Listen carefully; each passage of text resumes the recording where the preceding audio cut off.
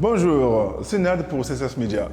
Retrouvez mon exposition dans le 13e arrondissement. Bien sûr, vous avez l'adresse, tout ce qui s'ensuit, et puis à bientôt.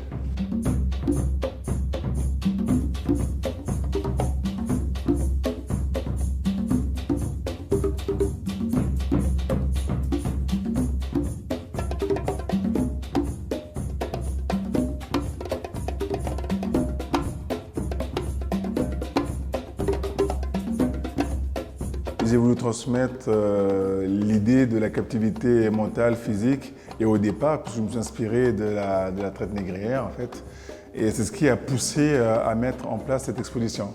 Et ensuite, on est tous esclaves de quelque chose. Et en fait, je voulais aussi parler de l'esclavage moderne, puisqu'aujourd'hui, je pense qu'on oublie encore ce que c'est. Et à travers cette exposition-là, j'essaie justement de délivrer un message et de donner aussi une certaine posture à mes sculptures pour que les gens puissent se dire c'est beau, c'est grand, mais il y a quelque chose, il y a une histoire, c'est immense en fait. Ces sculptures ont un rôle très particulier. Il faut comprendre que lorsque les personnes ont été arrachées à leur terre, ils ne pouvaient pas bouger, ils ne pouvaient pas se mouvoir. Donc, ils avaient en fait les mains attachées pour ne pas se défendre.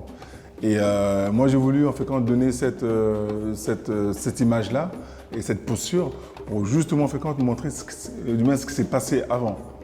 Et de fait que quand on est au garde-à-vous, en fait on croise les bras et puis on est là à écouter en fait. On subit un petit peu en fait ce que soit le général, soit la personne beaucoup plus importante que nous en fait à nous dire. Et ces positions, c'est le calme absolu et puis en fait l'obéissance. On ressent pas mal de choses. Au départ, on ressent qu'on est emprisonné de quelque chose. Et le fait d'avoir travaillé, par exemple, sur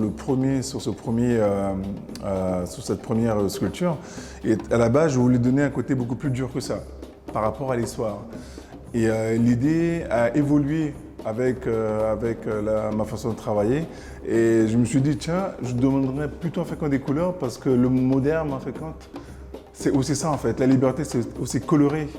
Et c'est vrai que c'est énorme, mais quelque part, en fait, il y a une espérance de liberté. Et donc, on est sur un sujet, on va dire, c'est paradoxal, ce qu'on pourrait dire.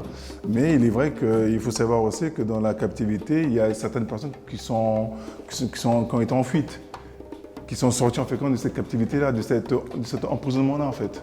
Et moi, à travers tous ces statues, en fait, moi, j'ai voulu leur donner une valeur en même temps. Et cette valeur, elle est importante pour un être humain, pour une femme, pour un enfant. Cette valeur, des fois, on la perd. Et l'immensité de cette sculpture donne aussi en fait cette beauté, cette clarté et surtout en fait le respect. Je voulais marquer le respect à travers aussi mon travail. Là, ici, ces sculptures sont uniquement entièrement en plâtre. Et les figurines qui sont là-bas sont en plâtre, en terre et puis en polyuréthane. C'est un matériau qui est assez dur. Mais la base de ces sculptures, elle est en argile. Donc j'ai dû travailler d'abord l'argile, ensuite faire un moule pour pouvoir les décliner par 5. Mais par contre, elles sont uniques parce que chaque élément est travaillé. Chaque sculpture est retravaillée en fait. La couleur n'est pas la même, donc le visage n'est pas le même. Quand je suis rentré dans ce lieu, j'ai pensé d'abord au lieu, sachant que j'avais déjà en fait une sculpture, mais j'ai pensé au lieu. Et après, je me suis dit, mince, il faut que je puisse jouer en fait dans l'espace, travailler en fait mes œuvres dans cet espace-là. Et ce qui m'a permis de pouvoir décliner les 5 en fait et puis tout le reste. D'abord, le lieu me conditionne et ensuite l'œuvre, puisque l'œuvre, elle existait déjà en fait. Et le fait qu'ils puissent regarder vers cette direction, puisque normalement c'était dans l'autre direction que je voulais, mais en fonction de l'espace. Mais cette direction, elle est pas mal parce qu'en même temps, elle appelle aussi le client, en fait, pas le client, mais la personne à pouvoir s'interroger pourquoi il me regarde comme ça, en fait. Donc c'est aussi un rapport humain c'est paradoxal, mais entre la sculpture qui est non vivante en général et l'humain, mais quelque part, il y a une communication qui s'opère. Parce qu'on a envie de comprendre pourquoi ils sont là, pourquoi ils ont cette forme-là et pourquoi cette couleur-là en fait. Et pourquoi cette immensité. Donc voilà, tout un discours et puis chacun le prend en fait à sa guise. C'est important parce que je me dis que je suis un artiste, mais un artiste de devoir. Et juste être un artiste de devoir, ça permet de pouvoir faire des recherches dans ce qu'on veut apporter au monde. à ce que je peux apporter à une personne qui a besoin fréquente de, je sais pas, d'une clairvoyance quelque part, d'une solution en fait.